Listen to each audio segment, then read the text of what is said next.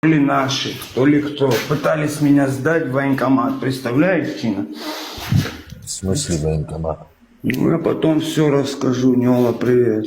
Я расскажу интересную историю, как некоторые товарищи, патриоты с Ракартфеллу, типа опять, представляешь, на меня уже попытались, прикинь, Грузия же с Россией не имеет отношений никаких, и товарищ Кабахидзе в своем недавнем интервью использовал очень такую интересную методику.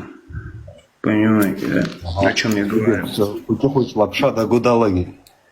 Послушай, и ты представляешь, у кого-то хватило мозгов на меня обратиться в российский военкомат, почему, оказывается, я не нахожусь на войне, представляешь?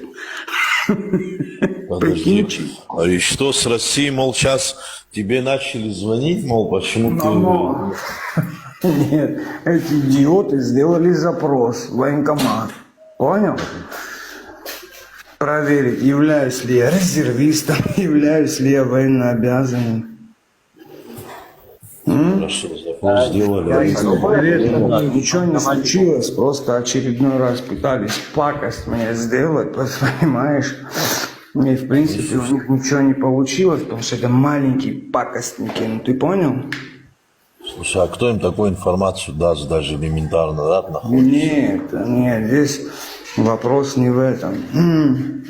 Здесь вопрос в том, что они обратились с письмом, почему? Ну, типа, короче, просто где-то Курбанчик, кто-то, гражданин России, обратился с тем, что, написал, как я понял.